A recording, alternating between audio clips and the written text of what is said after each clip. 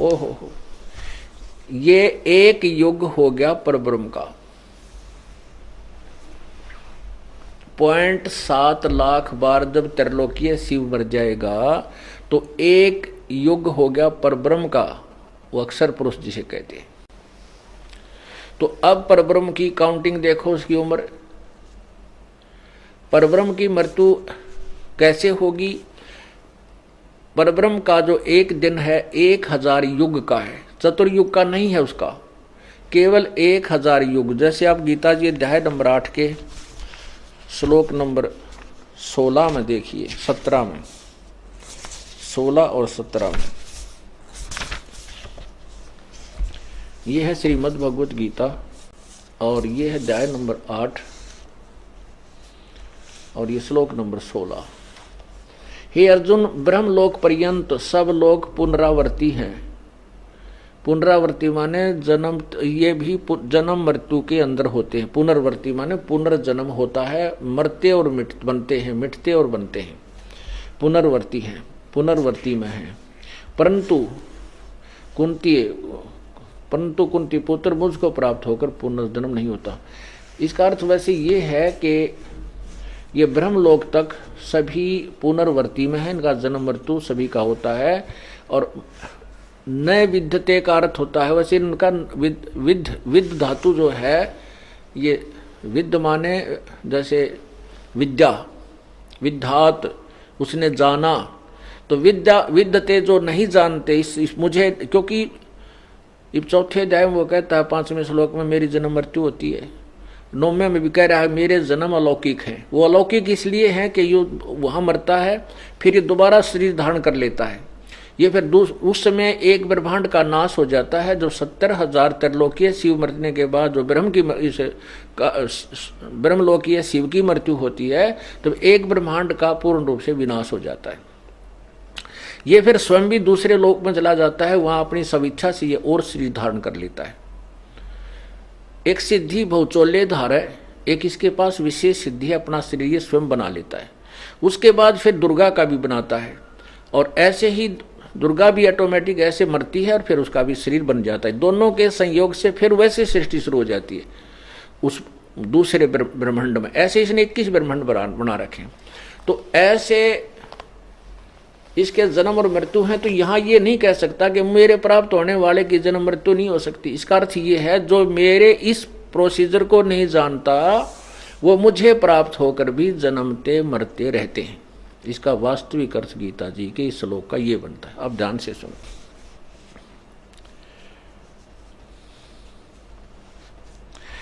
ये देखो, अब्रह्म भुवनात् लोका पुनर्वर्तिन अर्जुन, और माम उपेत, मुझे प्राप्त होकर तो माने तो कुंते जन्म मृत्यु होता है, न विदते, जो नहीं जानते, जो इस प्रोसीजर को नहीं जानते उनका तो जन्म मृत्यु ही होता है। इन्होंने इसका अर्थ क्या बनाया है, इसके ऊपर थोड़ा विवेचन करते हैं, क्योंकि ये विचलित ना कर दें आपको।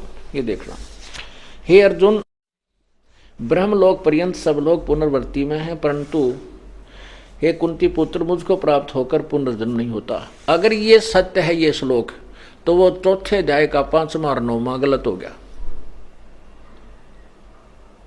और 15वें अध्याय का 16वां और 17वां भी गलत हो गया, और फिर 18वें अध्याय का 62वां, 15वें अध्याय का 4, 1 से लेकर 4, वो सारे श्लोक गलत सिद्ध हो जाते हैं। नहीं, ये समझन का अंतर है। यहाँ वो क्या कहना चाहता है कि जो इस मेरे प्रोसीजर को नहीं होते और वो मुझे प्राप्त हो जाते हैं, तो मेरे प्राप्त होने वाले को भी जन्म मृत्यु में रहना ही पड़ता। जो ये बात नहीं जानते, इस बात से जो नहीं परिचित हैं, न विद्यते, विद्य माने जानना भी होता है, विद्यते वो सेंटेंस के ऊपर डिपेंड करता है, विद्यमान भी इसका अर्थ होता है। अब देखना अगले में क्या बताता है, 70वें श्लोक में, 8वें अध्याय के ये 70वें श्लोक में, इसमें क्या कहा है, सहस्र युग पर्यंतम। इसमें सहस्र माने 1000, चतुर्युग नहीं है कहीं पर भी मूल संस्कृत में। यहां देखना, इसका अनुवाद क्या किया है कि ब्रह्मा का, इन्होंने ब्रह्मणे का अर्थ ब्रह्मा कर दिया। नहीं, ब्रह्मण का, जैसे हमने कल आपको दिखाया था 70वें अध्याय में 23वें मंत्र में ब्रह्मण्य का अर्थ है सच्चिदानंद घन ब्रह्म, यानी और वैसे ब्रह्म का अर्थ है, ब्रह्मण्य का अर्थ आता है बड़ा भगवान, यानी इस काल से जो बड़ा भगवान है, काल से नेक्स्ट, ब्रह्म से परब्रह्म। यहाँ परब्रह्म के बारे में है, ब्रह्मण का अर्थ यहाँ परब्रह्म है। और एक होता पार ब्रह्म, पार ब्रह्म तो पूर्ण परमात्मा यानी लास्ट वाला, पार सबसे पार वाला, और एक पर माने सेकंड वन, ब्रह्म से नेक्स्ट पर ब्रह्म दूसरा। तो यहाँ ब्रह्मण का यहाँ अर्थ बनता है वो दूसरा यानी पर ब्रह्म। ये देखो ब्रह्मण है,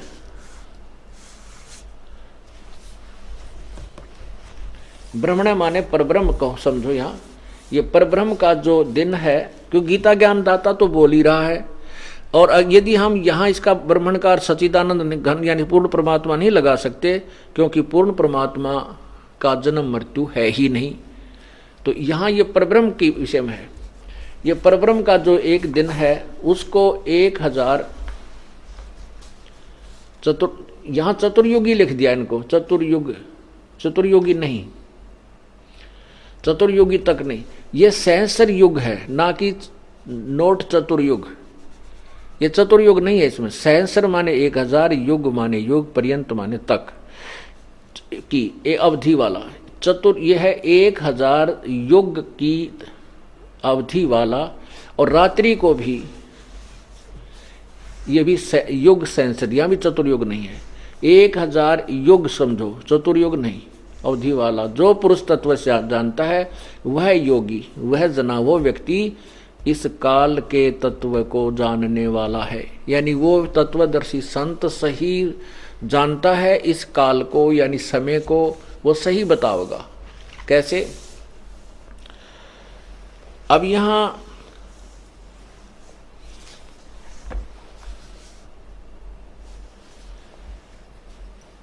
अब इसको क्या आपको इसका जो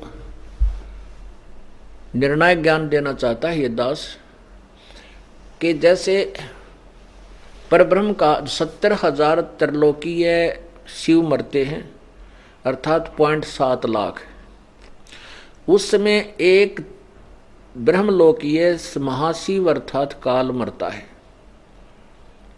ऐसे वो मृत्यु होती है, फिर वो जन्म धारण करता दूसरे, और एक ब्रह्मांड का नाश हो जाता है, दूसरे ब्रह्मांड में ये सभी प्राणियों को ले जाता है। प्राणी जीव नहीं मरते, शरीर मरते रहते हैं, इसका भी मरता है, समाप्त होता है। तो ये फिर दोबारा अपना स्वेच्छा से फिर शरीर बनाता है, दुर्गा भी अपना शरीर बनाती है, इन दोनों के संयोग से फिर सृष्टि प्रारंभ होती है उसी तरह।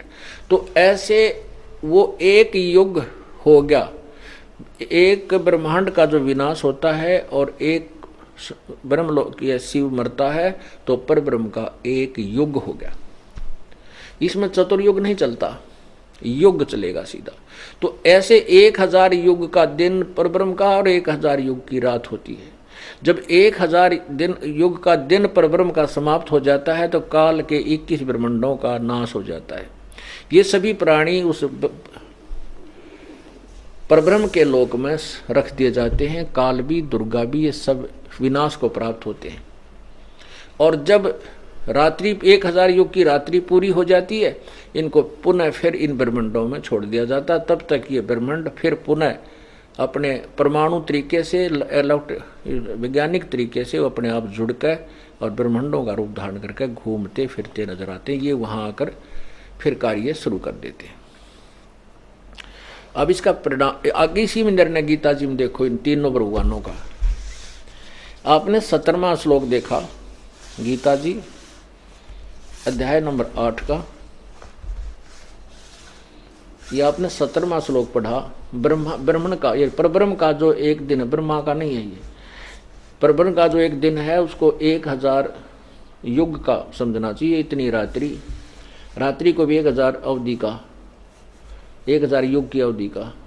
जो पुरुष तत्व से जानता है वह योगी अहोरात्रविद, वो दिन रात को उस परब्रह्म के दिन रात को सही जानने वाला है, वो तत्व को से जानने वाला। आगे देखो 18 में, ये संपूर्ण चराचर भूतगण ब्रह्मा के नहीं, ये उसी अव्यक्त, उसी परब्रह्म के दिन के प्रवेश काल में, परब्रह्म का ब्रह्म नहीं, परब्रह्म के दिन प्रवेश